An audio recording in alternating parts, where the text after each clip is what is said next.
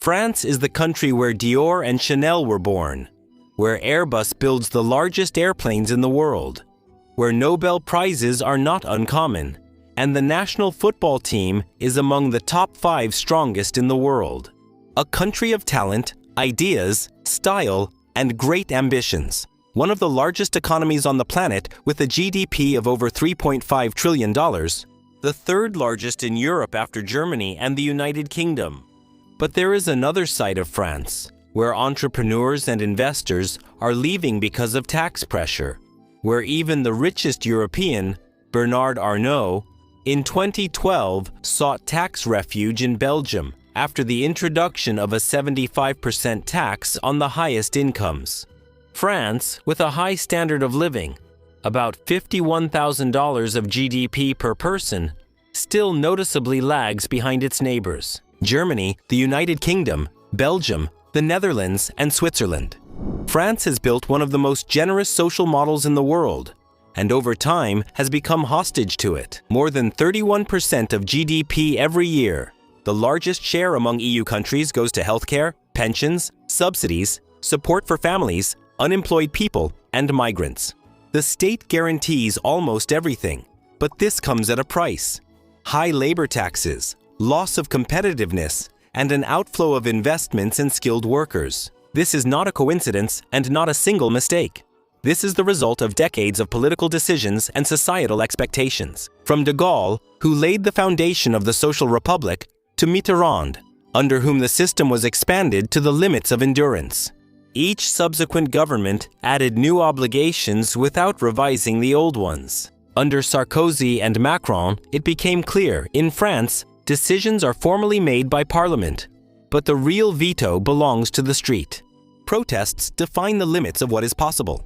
The state is stuck between the necessity of change and the political cost of these changes. On one hand, there are 68 million citizens for whom reducing guarantees means breaking the social contract. On the other hand, there are businesses and taxpayers who increasingly doubt that the system can finance its own promises.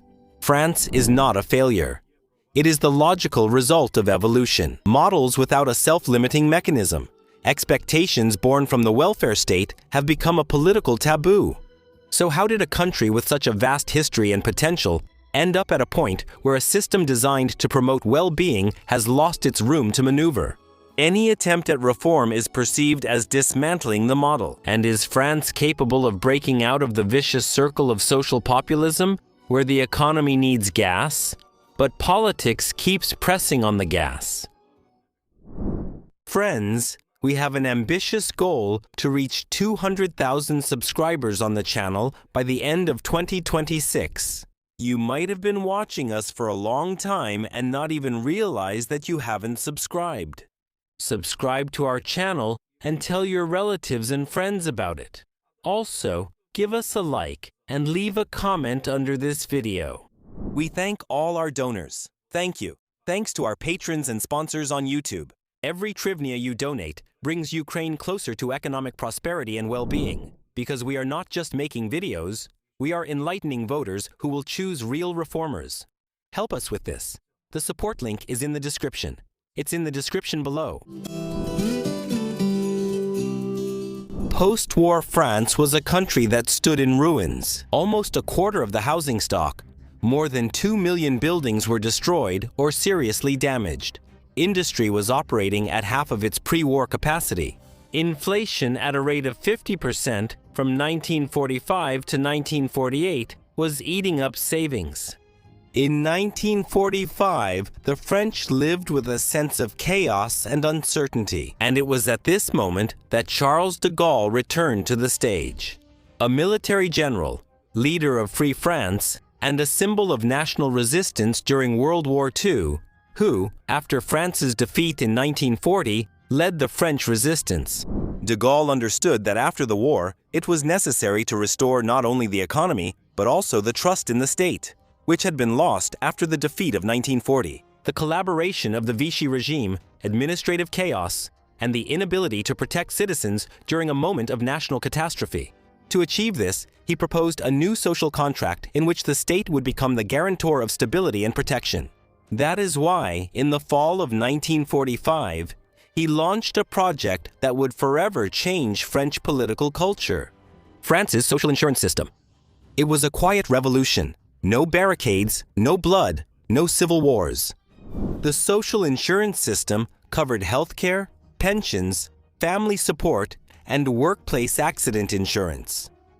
At that time, France became one of the most ambitious welfare states in Western Europe, introducing one of the broadest systems of protection against social risks. By the late 1940s, spending on the social insurance system reached about 8% of GDP, which marked a sharp increase compared to the pre-war period. In 1938, it was 0.9%, which was significantly ahead of even Great Britain. France set itself the goal of making social security not a privilege, but a norm. The economy began to grow, and French confidence in the power of the state was strengthened. The period from the 1950s to the end of the 1970s in France is called the 30 Glorious Years. It was during this time that the modern French economy was formed. The country grew rapidly. GDP increased every year by an average of 5 to 6%. Unemployment remained at a very low level of 2%, and labor productivity between 1938 and 1973 increased almost 4.5 times. France was actively rebuilding. The construction sector was developing rapidly. New jobs were being created. Industry was being modernized. The well-being of the population was growing along with the economy. In the 1960s alone, wages increased by about 120%. All this created a sense that the country had found the perfect balance between the market and the state. By 1980, France had become one of the richest countries in the world. Its share of global GDP reached 6.1%, and the population was growing faster than in most of its European neighbors, annually by 0.9 compared to 0.7 in Italy and 2.3 in other neighbors. The problem was that this success created not only prosperity, but also the illusion of endless flourishing. The French got used to the idea that the state could guarantee everything, from stable growth to high salaries. At that time, it was about 590 French francs per month. That's equivalent to about 90 euros. And a low retirement age of 65, which later became firmly established in the public consciousness. According to a nationwide Harris Interactive survey for Lice and Socials, 90% of French people acknowledge the existence of the French social model. 86% consider it an important part of national identity, and 82% declare personal commitment to it. Gradually, a culture was born in which the welfare state transformed from a limited support mechanism into the foundation of national identity. The crisis of the 1970s shattered this illusion. France, which depended on imports for 80% of its energy, was unprepared for the oil shocks of 1973. The Arab-Israeli Yom Kippur War and the 1979 Iranian Revolution sharply increased energy costs. France's total imports rose from about $45 billion in 1973 to over $160 billion in 1980. In response, in 1974, the government launched the Mesmer Plan and bet on nuclear energy, building more than 50 nuclear reactors in 15 years. Even then, it became clear that the economy could no longer sustain the same level of social generosity, since during 1975 to 1980, social spending increased, rising from 16.5 to almost 20.5% of GDP. The budget deficit, starting from 1978, became permanent, reaching 1.8% of GDP. From then on, year after year, it gradually increased, solidifying the gap between state revenues and expenditures. The move toward a welfare state reached the point of no return in 1981 when François Mitterrand came to power, the first socialist president of the Fifth Republic. He embodied the belief in justice, equality, and the possibility of building a state where everyone is protected. In the first 2 years, he increased the minimum wage from 1,135 to 1,326 euros in today's equivalent, reduced the work week from 40 to 39 hours, and introduced a fifth paid vacation week. He lowered the retirement age from 65 to 60 and nationalized the 39 largest banks and 5 industrial groups: energy, coal, transport, automobiles, automotive manufacturing, and the financial and credit system. That's when the crisis began. Inflation from 1979 to 1982 remained no lower than 10% and reached its peak in 1981. 13.9%. This was a significant increase after the stabilization in 1978, when annual inflation was 9%. Unemployment also rose from 5.3 in 1978 to over 8 in 1982. Investors began to flee the country, and the French franc had to be devalued several times. In 1983, Mitterrand was forced to make a sharp policy turnaround from socialist romanticism to strict budgetary discipline. This episode went down in history as the tournant de la rigueur, the turn to austerity. The late 1980s marked the moment when the French welfare state first encountered its own limits. Unemployment rose to 9.2% in 1987, the highest level since World War II, as a result of the austerity turn in 1983. And in 1984, public debt exceeded 30% of GDP for the first time. It continued to grow rapidly, increasing by 1 to 2% of GDP each year. Against this backdrop, social spending continued to increase, reaching 24.4% of GDP in 1990, the second highest in Western Europe after Sweden, which had 26.9%. During this period, the government of Michel Rocard, the former Minister of Territorial Development and Minister of Rural Development, came to the forefront. In 1988, he introduced the minimum insertion income reform. This was the first instrument in France that combined social assistance with the obligation of gradual integration into the labor market through an inclusion contract, which required participation in training, retraining, or social support programs. The reform aimed to break the model of passive payments, because by the late 1980s, hundreds of thousands of French people were receiving assistance without any mechanisms for returning to employment. The minimum benefit was provided after an income check, but without a strict time limit. And already, in 1989, about 400,000 people were receiving it, which required more than 1.7 billion euros in budget expenditures at the prices of that time in the very first year of the program. Despite political approval, the idea of active assistance also faced resistance. Trade unions and left-wing intellectuals warned that it could turn from a right to assistance into a tool for controlling the poor. However, the law was passed and put into effect, and France entered the 1990s with a new but imperfect mechanism for fighting poverty against the backdrop of unemployment rising above 9%. At the same time, social spending continued to grow faster than the economy. From 1980 to 1990, France's GDP grew by 81.6%, while social spending increased by more than 120%. During the premiership of Lionel Jospin in the late 1990s, unemployment remained high, around 12%, and among young people, it was nearly 20%.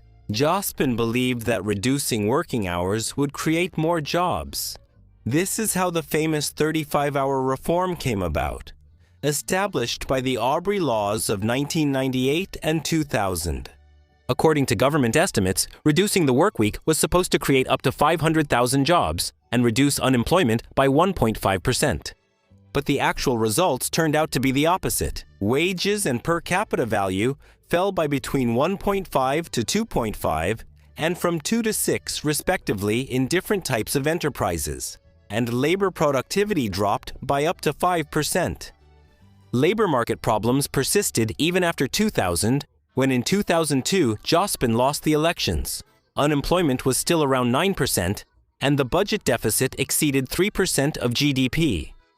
Then the French realized that social experiments can have a real political cost. Jospin didn't even make it to the second round, losing to the far-right Jean-Marie Le Pen. The next new face of French reforms was Nicolas Sarkozy. He came to power in 2007 at a time when France's fiscal model was already operating on the verge of exhaustion. The national debt exceeded 65% of GDP and was steadily increasing. The budget remained chronically in deficit, and the state was increasingly financing the social contract through borrowing rather than economic growth. The tax burden in France reached about 43% of GDP. But the problem was not only its level, but also its structure. The focus was on taxes on labor and capital, high social contributions, a progressive personal income tax, a corporate tax over 33%, and a wealth tax. This inflated the cost of labor, undermined business competitiveness, and encouraged the outflow of investments. At the same time, high taxes did not ensure financial stability.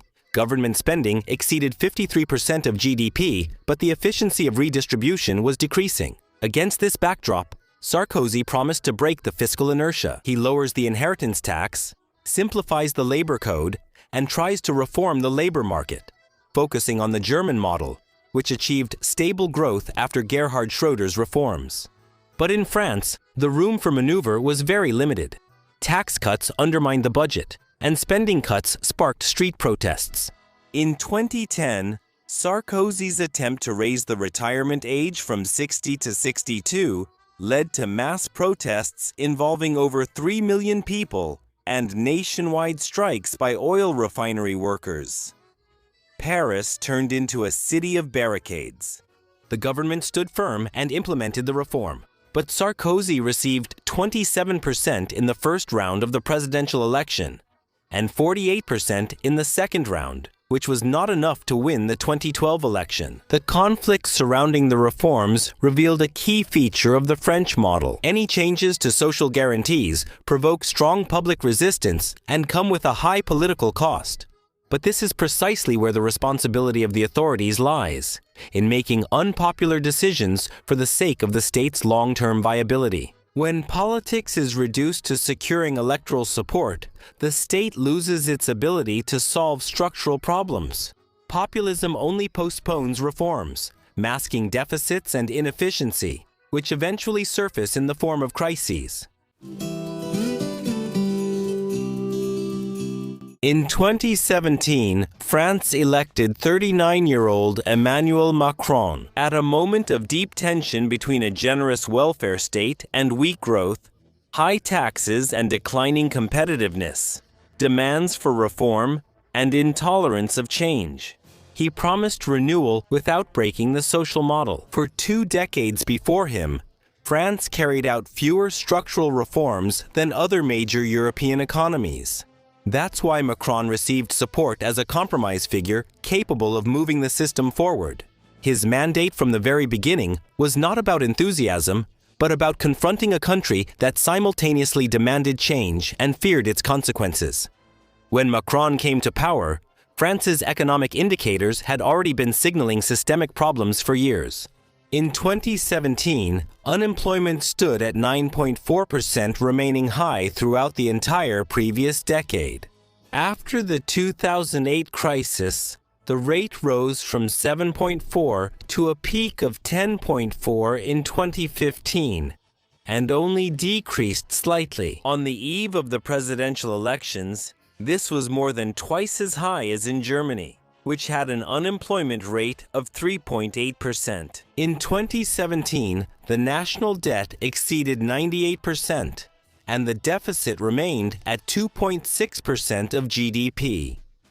After nearly a decade of gradual growth, the tax burden rose from 43% of GDP in 2007 and 2010 to its peak in 2017, exceeding 46% of GDP. The highest rate in Europe. In 2000 and 2017, more than 40% of all budget expenditures were allocated to social protection, more than all the classic functions of the state combined, from defense to public order and ecology.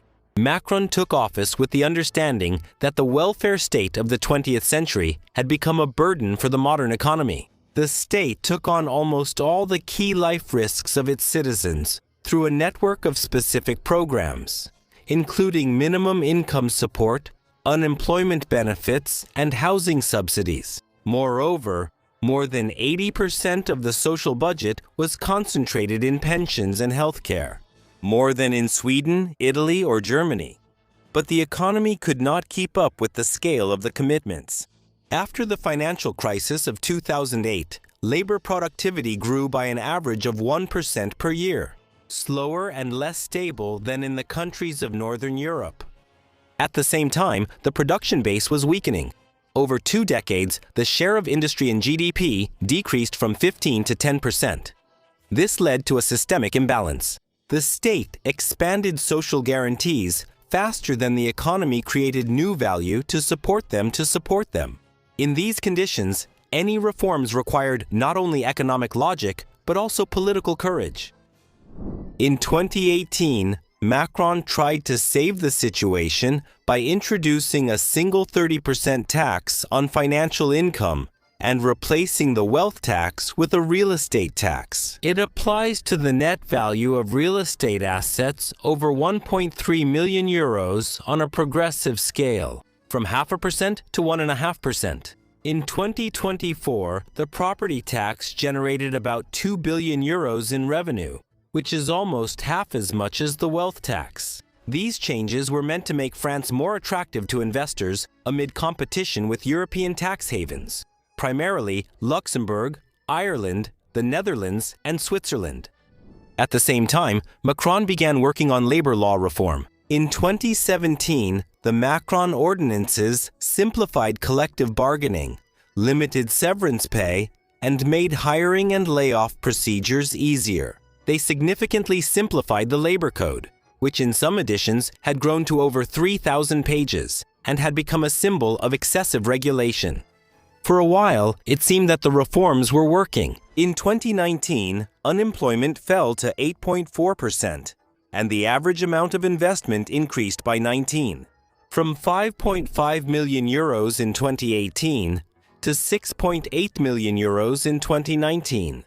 In the World Economic Forum's Global Competitiveness Ranking, France rose from 22nd place in 2017 to 15th place in 2019. Macron talked about the revival of the French economy, and for many, it sounded convincing. But the reforms did not happen without drama. In November 2018, drivers in yellow vests began blocking roads all over France, protesting against the increase in fuel excise tax. The tax increase was from 53 to 60.6 euro cents per liter for diesel fuel, and from 65 to 68.9 euro cents for gasoline in 2018, with a further increase to 67.1 euro cents for diesel fuel and 71.8 euro cents for gasoline, starting in January 2019 on November 17. The first day of the protests, 290,000 demonstrators took part. These were people with average incomes, for whom a car is a necessity, not a luxury. For them, a few extra euros per tank didn't mean environmental policy, but a real decline in their quality of life.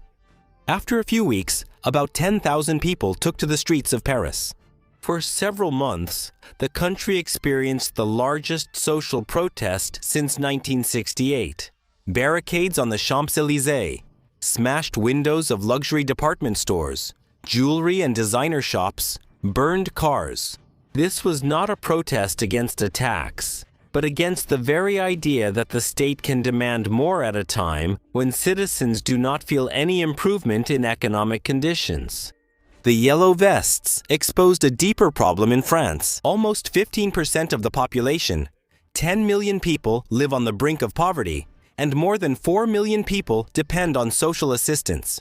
Macron tried to defuse the protests by increasing the minimum wage by about 100 euros per month and canceling some taxes, including the planned fuel tax hike, which cost the budget nearly 10 billion euros.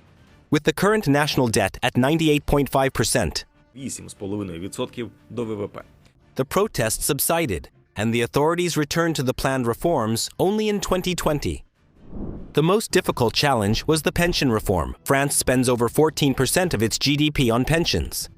This is one of the highest rates in the European Union, twice as much as in Estonia or Norway. In Ukraine, before the full-scale invasion, the largest item of government spending was also pension provision. In 2021, about 9.5% of GDP was allocated to pension payments, less than what France spends.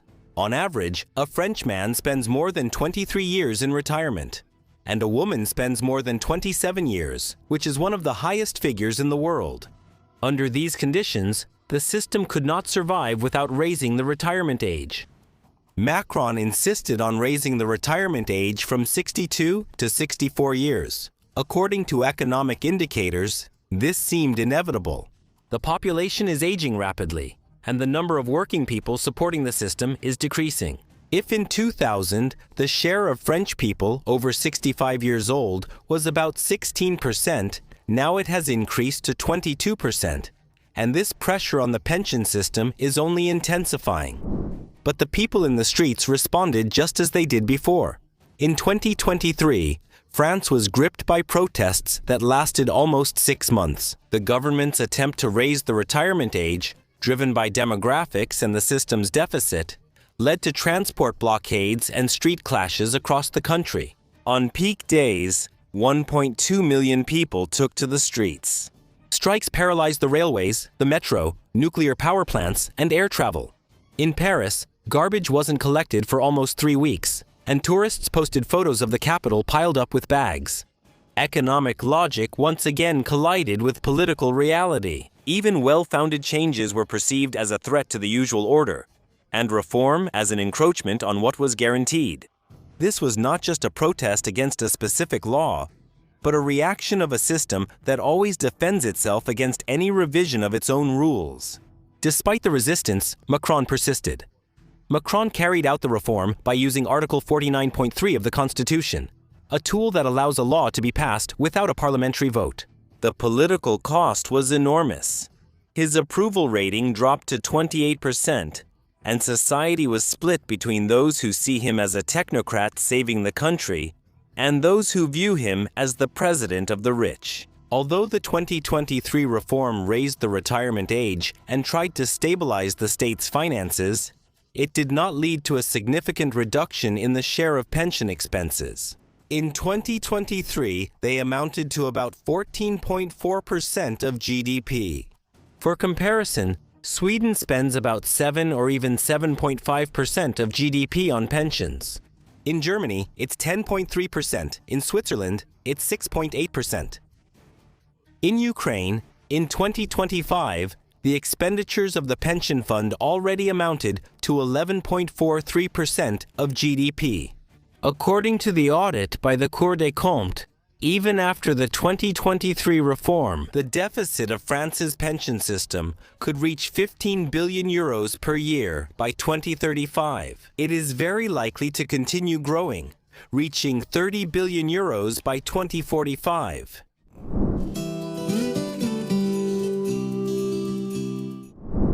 A defining feature of France today is that it is a country where the state spends more than it can afford. The share of government spending in France reached 57.1% of GDP in 2024, which is the highest among all major economies. Even Germany, which is traditionally considered a symbol of the social model, spends 48% Italy, about 54% Spain, 45% the Netherlands, 43%. And in Switzerland, it's 33%. Social spending is financed through taxes, primarily from wages. The total tax burden on wages is 47.2%. This means that almost half of the labor cost in France goes to taxes. The average rate in the EU is 39.6% in the US. It's about 28 to 30%, and in Ukraine, it's 37%. Many large French corporations have been burdened by taxes since the early 2000s. Over 2 decades, France has lost some of its main headquarters. which move to the Netherlands, Luxembourg, or Ireland, where tax policies are much more lenient. Dozens of startups that could become future champions of the French economy are registering in Amsterdam or Dublin to avoid the corporate tax, which in France has long been over 33%. Companies and people are both leaving the country. For the past 20 years, France has consistently been among the countries with the highest outflow of high net worth individuals. These are individuals whose investment wealth exceeds $1 million. In just 2015 and 2016, the net migration of high net worth individuals was over 12,000 people, making France one of the top countries among the world leaders in the outflow of wealthy citizens. The reason is the wealth tax, which for years reached up to 1.5% of assets for very large fortunes over 10 million euros. It made owning capital economically unprofitable. This tax once even angered Bernard Arnault, the richest European and head of LVMH, who in 2012 applied for Belgian citizenship. Although he later withdrew the application, the signal was important. In a country that talks about equality, even the biggest patriots flee from fiscal pressure. Alongside the outflow of business and investment, social spending continues to rise. However, pensions are just one element of the bigger picture. Healthcare costs the state over 12.2% of GDP, making it one of the most expensive systems in Europe. The healthcare and social insurance system itself operates with a chronic deficit. In 2024, the deficit was about 15 billion euros, and official forecasts for 2025 and 2026 indicate a possible increase to almost 23 billion and 19.5 billion respectively. France's energy policy also comes at a price. Although the country has one of the largest nuclear infrastructures in the world, with more than 70% of its electricity generated by nuclear power plants, in the 2010s, the government, under pressure from the Greens, decided to reduce its dependence on nuclear energy. Instead, the money was directed towards subsidizing renewable energy. As a result, a country that had been an electricity exporter for decades began importing electricity during peak times in 2022, and prices for businesses jumped by more than 40% in just a few years. Another rapidly growing burden on the budget is debt servicing. France's national debt already exceeds 3.3 trillion euros, which is more than 110% of GDP.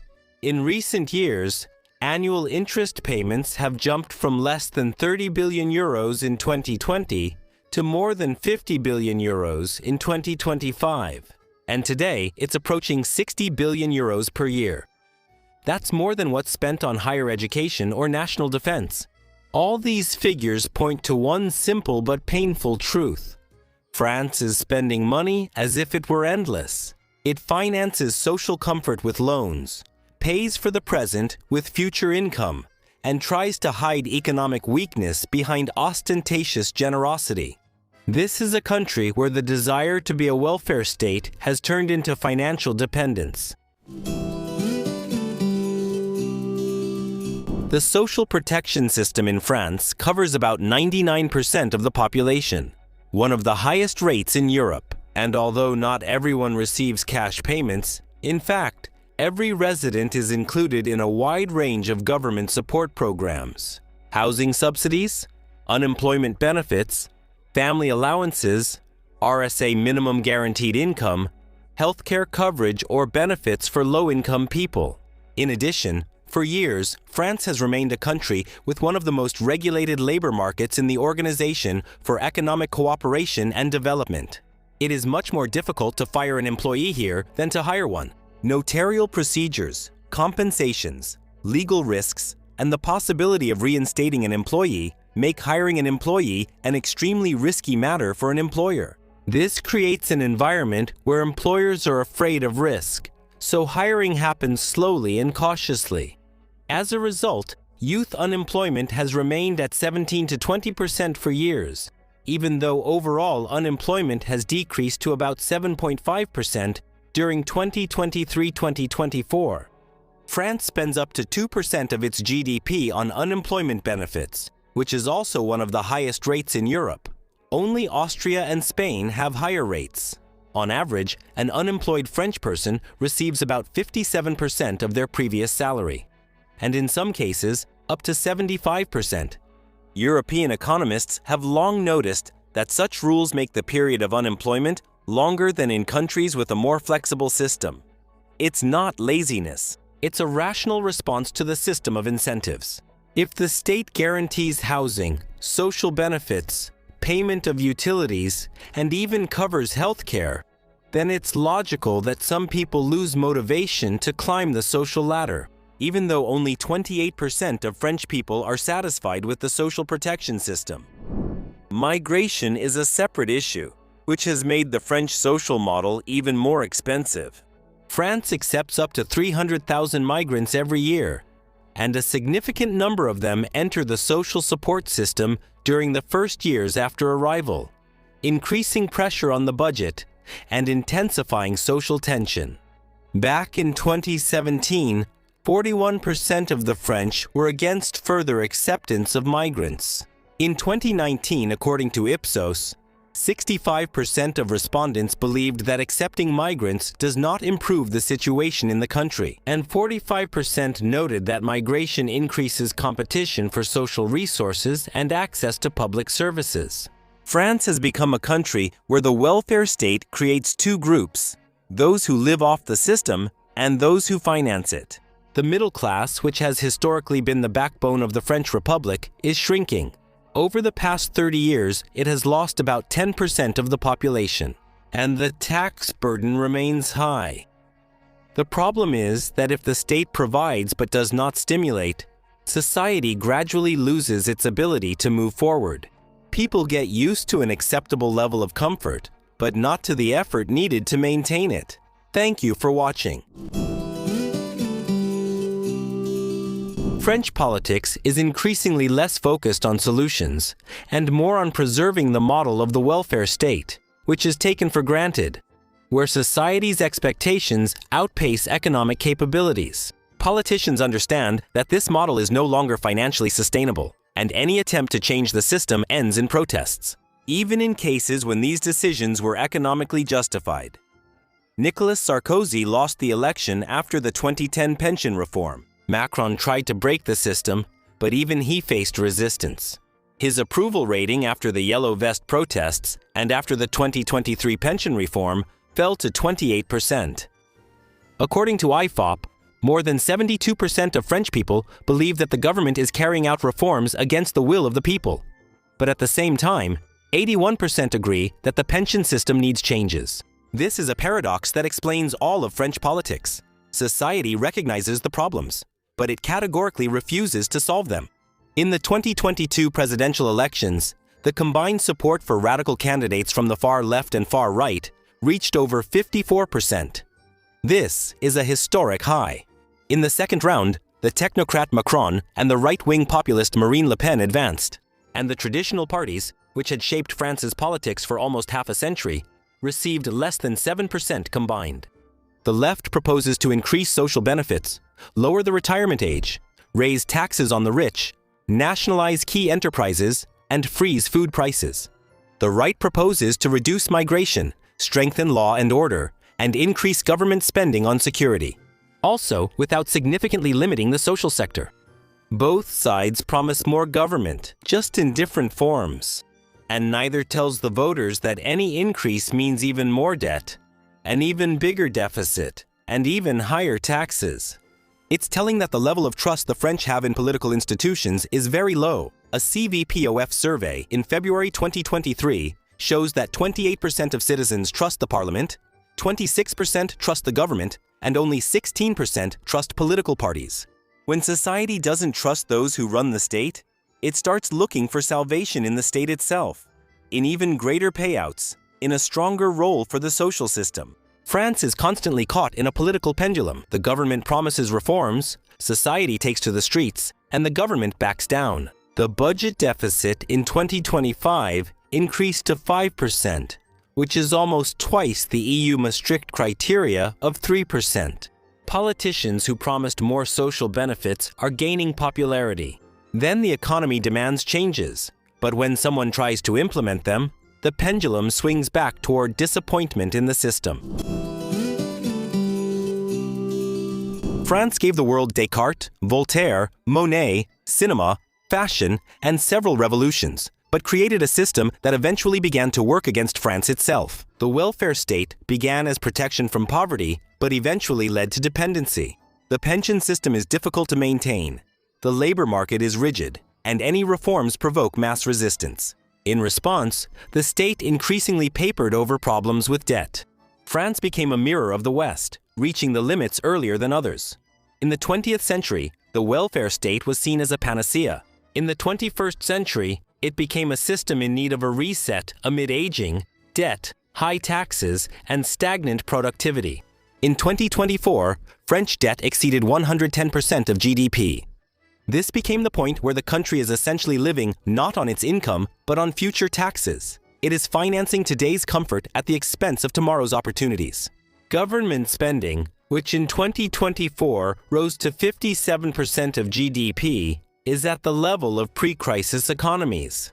The most important thing in this story is not the figures, but the habit of relying on the state, which compensates for everything and promises everything. And if politicians make changes that go beyond the established norm, people take to the streets in protest. In a country where every strike becomes part of the political process and every reform is a reason for blockades, the welfare state has turned from a support mechanism into a mechanism of obstruction. Ukraine is building its economy today in the midst of a full-scale war. The temptation to follow France's path, to give a lot, guarantee a lot, and compensate a lot, is very strong. But our future depends on whether we can avoid its trap. Ukraine cannot keep accumulating debt for decades. As of October 2025, the national debt has already reached $197.2 billion. That's about 94% of GDP of that. More than $145 billion is external debt. That's 69% of GDP. There is no way to finance these deficits, and we cannot allow politics to replace economics with emotional promises. Ukrainian society today is stronger than French society. It knows how to work, fight, and survive. But the strength of the people does not guarantee the strength of institutions. If you build a system where the state compensates for everything, it will take away motivation. If voters expect more and more from the state, then the country will become a hostage to these expectations. And if you give out more than the economy can handle, it's easy to repeat the French mistake. Ukraine should look at France's experience as a lesson in what social populism can lead to when it sacrifices economic growth and economic freedom. We read all comments carefully. Share your opinion. Considering today's demographic challenges, should Ukraine build a generous social model like France? This video was made possible thanks to the support of Atlas Network. The opinions of the authors of this video do not necessarily reflect those of Atlas Network.